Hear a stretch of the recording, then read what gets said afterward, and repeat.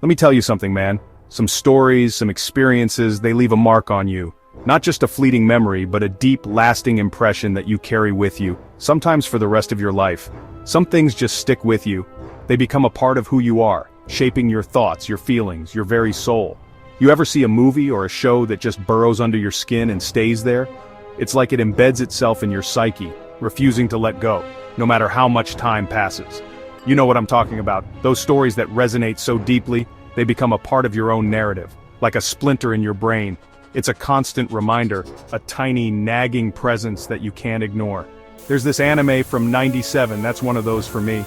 It's not just a show, it's an experience, a journey that leaves you changed. That ending, man, it ain't clean, it ain't pretty, and it sure as hell ain't happy. It's raw, it's brutal, and it's unforgettable. But it's real, you know?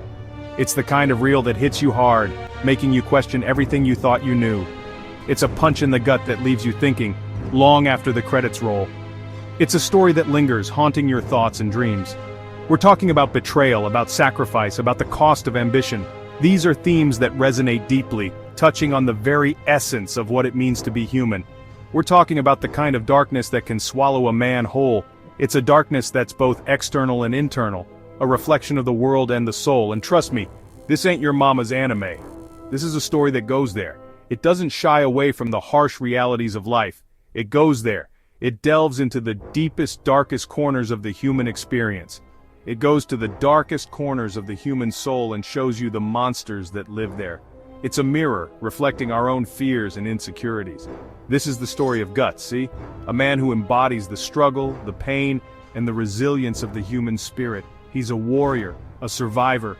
He's been through hell and back, and he's still standing. He's seen more blood and guts than most folks see in a lifetime. The battlefield is his home, and violence is his constant companion.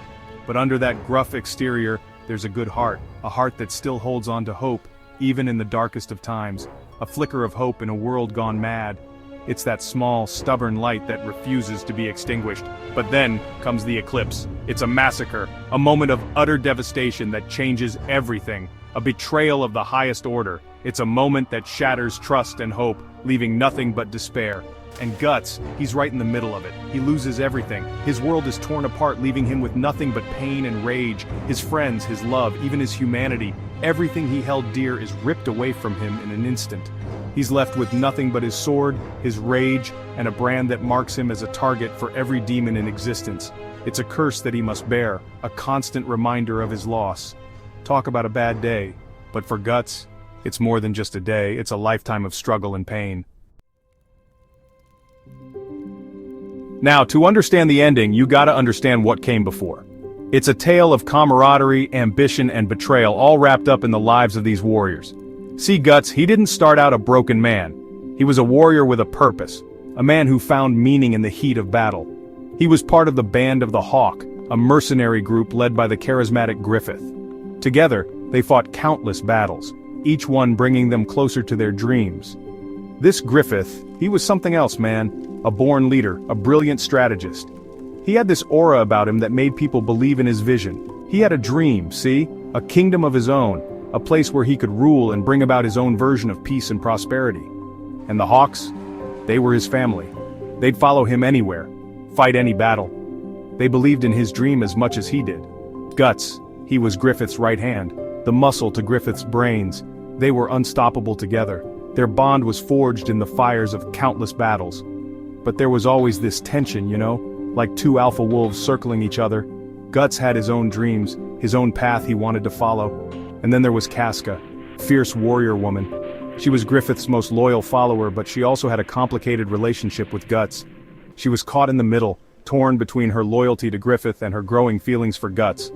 It was a love triangle that added even more tension to an already volatile situation. It was a powder keg, just waiting for a spark. The Band of the Hawk was on the brink, and everyone could feel it.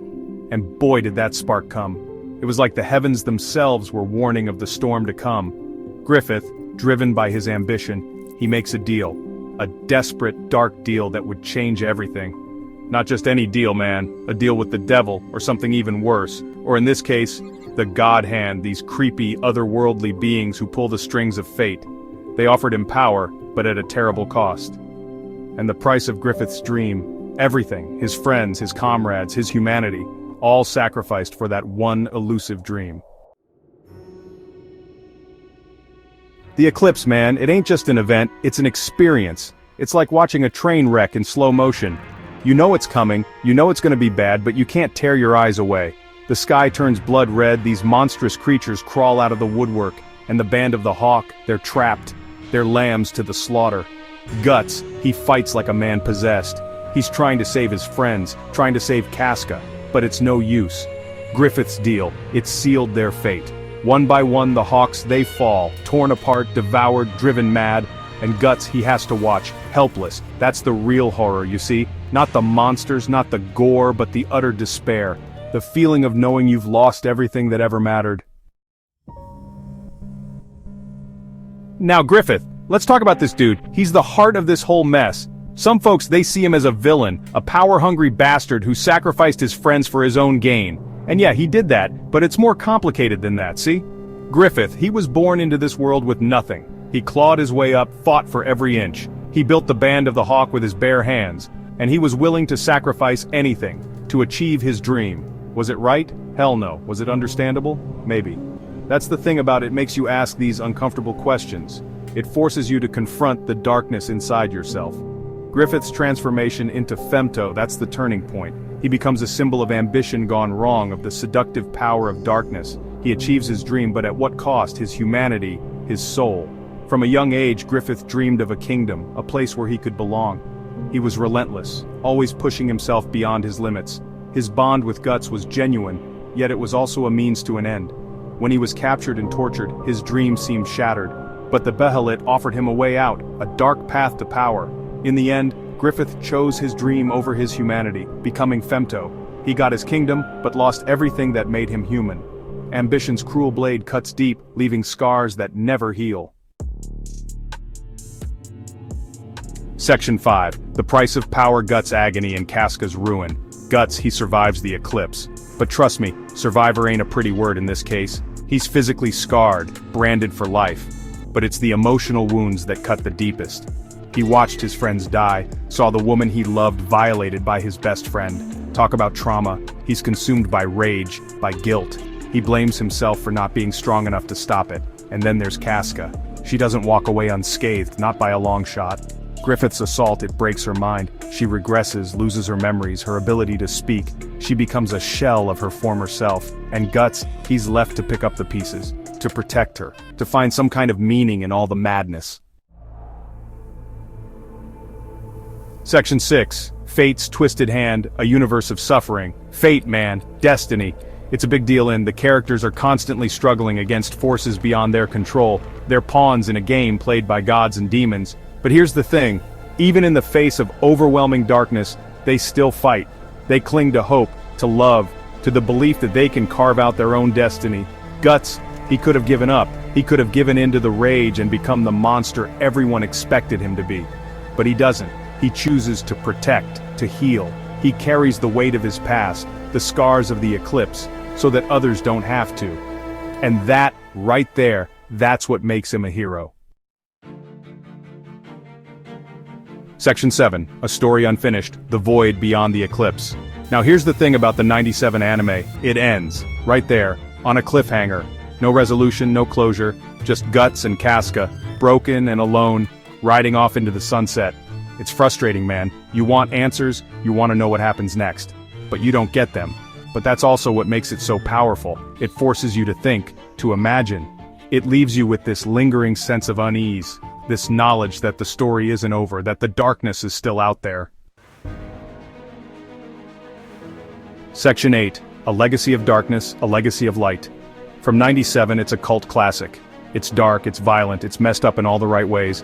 It's a story that stays with you, that makes you question everything. It's influenced a whole generation of anime and manga, man. You can see its DNA in everything from 2. But it's more than just gore and monsters. It's a story about humanity, about hope, about the struggle to find light in the darkest of places. And that's why it still resonates today. Section 9. The journey's end, only the Dragon Slayer knows. So, what's the point of it all? What does the ending of 97 mean? Honestly, man, I don't have all the answers. But that's the beauty of it, you know? It's up to you to decide. To look at Guts' journey, at the choices he made, and find your own meaning. Me, I like to think there's still hope for Guts and Casca, that even after all the darkness, they can find some measure of peace. But hey, that's just me. What do you think?